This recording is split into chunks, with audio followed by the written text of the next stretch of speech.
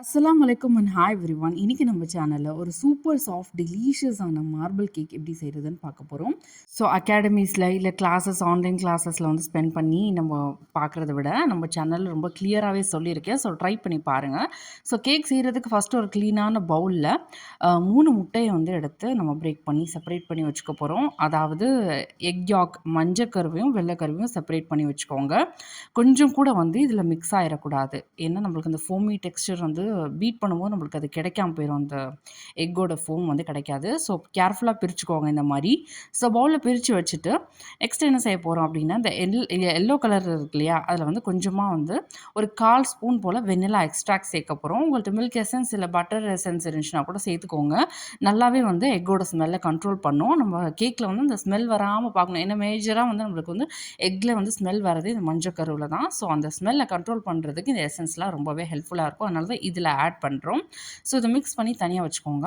இப்போ வந்து நம்ம கேக்குக்கான ரொம்ப முக்கியமான ஸ்டெப்பே வந்து எக்க பீட் பண்றது தான். ஸோ அந்த 100 கிராம் போல வந்து சுகர் எடுத்திருக்கேன். 90 கிராம் மைதா எடுத்தோம் அப்டின்னா வந்து 100 கிராம் சுகர் வந்து கரெக்ட்டா இருக்கும். அந்த மாரி ரேஷியோல எடுத்துக்கோங்க. இப்போ வந்து நல்லா வந்து பீட் பண்றோம். கொஞ்சம் கொஞ்சமா வந்து சேர்த்து சேர்த்து பீட் பண்ணணும். ஃபர்ஸ்ட்டே எடுத்த வரைக்கும் சுகர் சேர்த்துறக்கூடாது. கொஞ்சம் ஃப்ராத்தி ஆனதுக்கப்புறம் விட்டு விட்டு கொஞ்சம் கொஞ்சமா ஒரு 3 பேட்சா வந்து நீங்க சேர்த்து சேர்த்து அடிச்சுக்கோங்க. ஸோ நல்லா ஃபோமியா நல்லா வந்து அந்த க்ரீமி டெக்ஸ்சர் வந்ததுக்கப்புறம் தான் நம்ம வந்து இந்த பீட் பண்ற ப்ராசஸ் வந்து கம்ப்ளீட் ஆகும். ஸோ நான் இப்போ காட்டுறேன் பாருங்க வீடியோல எப்படி பீட் பண்ணணும் அப்படின்னு சொல்லிட்டு. ஸோ நல்லா திக் அண்ட் க்ரீமியா நம்மளோட எக் வந்து பீட் ஆயிடுச்சு. இந்த மாரி ஸ்டிஃப் பீக்ஸ் வரணும். இந்த அளவுக்கு பீட் பண்ணிக்கோங்க. இப்போ வந்து ட்ரை இன்கிரீடியன்ட்ஸ் வந்து ரெடி பண்ணலாம். ஒரு ட்ரையான பவுல்ல வந்து 90 கிராம்ஸ் போல நான் மைதா எடுத்திருக்கேன். எடுத்துட்டு அதில வந்து 1 ஸ்பூன் அளவுக்கு கார்ன்ஃப்ளவர் சேர்த்துக்கலாம்.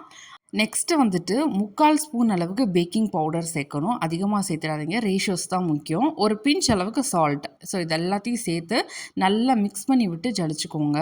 இதெல்லாம் ஒண்ணு சேரணும். இந்த கார்ன்ஃப்ளவரு எல்லா மாவும் வந்து அந்த மைதாவோட மிக்ஸ் ஆனா தான் வந்து கேக் வந்து நல்லா பெர்ஃபெக்ட்டா வரும். அதனால மிக்ஸ் பண்ணி இந்த ஜலிச்சு எடுக்கிற ப்ராசஸ் வந்து ரொம்பவே முக்கியம்.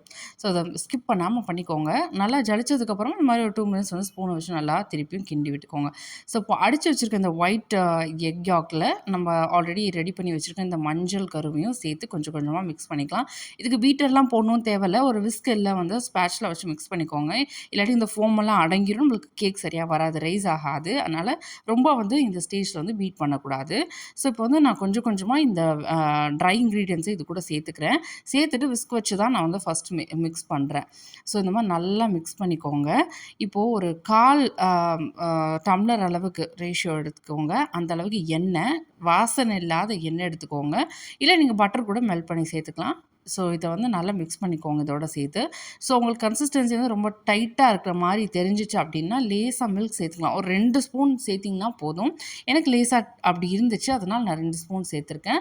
ரொம்ப சேர்த்தீங்கன்னா ரொம்ப லூஸ் ஆயிடும். அப்புறம் கேக் ஸ்பாயில் ஆயிரும். அதனால கரெக்ட்டா 2 ஸ்பூன் தான் சேர்க்கணும்.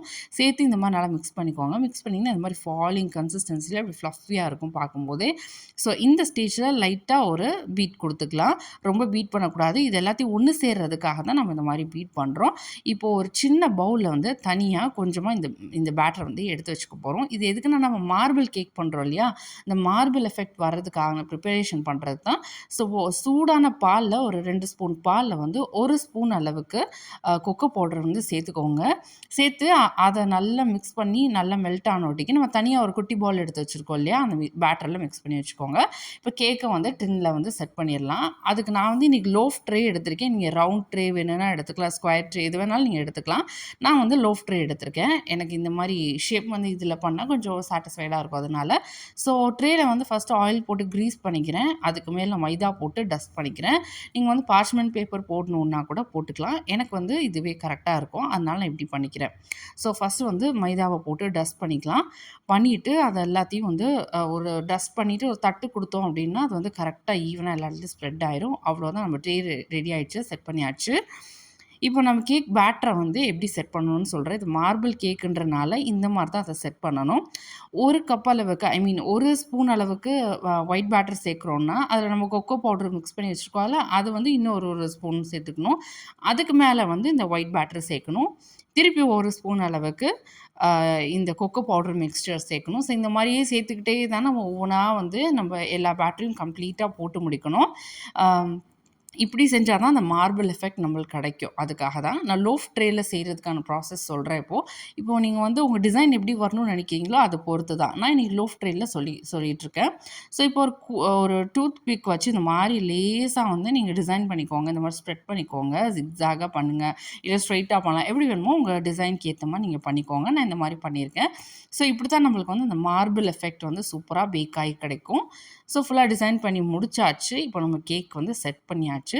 இப்போ நெக்ஸ்ட் என்ன செய்ய போறோம் அப்படின்னா, நம்ம அவன்ல வச்சு பேக் பண்ண போறோம். அவ்வளோதான்.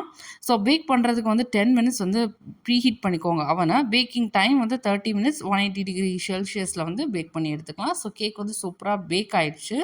டூத் பிக் அப்படி இல்லாட்டிக்கு ஒரு கத்திய வந்து இன்சர்ட் பண்ணி எடுத்தா கிளீனா வந்துச்சு அப்படின்னா வந்து நம்ம கேக் பேக் ஆயிருக்குன்னு அர்த்தம். ஸோ இதே ப்ராசஸ நீங்க வந்து ஸ்டவ்ல கூட பண்ணி பார்க்கலாம். இதே மாரி தான் கேக் சூப்பரா வரும். ஸோ நான் கட் பண்ணியிருக்கேன் ஆல்ரெடி கேக்க டீமோல்ட் பண்ணி இப்படி தான் என்னோட கேக் வந்துச்சு. ஸோ நம்ம எப்படி டிசைன் பண்ணுறோமோ அத பொறுத்து தான் நம்ம மார்பிள் டிசைன் வரும். நான் நெறைய லேயர்ஸ் போட்டனால என்னோட கேக் இப்படி இருக்குது. ஸோ பெர்ஃபெக்ட்டா அவ்ளோ ஸ்பாஞ்சியா டேஸ்ட்டா வந்து சூப்பரா இருந்துச்சு. ஸோ இந்த மாரி டீ கேக் ரெசிபீஸ் எல்லாம் நம்ம சேனல்ல இனி நெறையா வரும். ஸோ மறக்காம சேனல சப்ஸ்கிரைப் பண்ணி வச்சுக்கோங்க அப்டேட்ஸ்க்காக. தேங்க்ஸ் ஃபார் வாட்சிங். அஸ்ஸலாமு அலைக்கும்.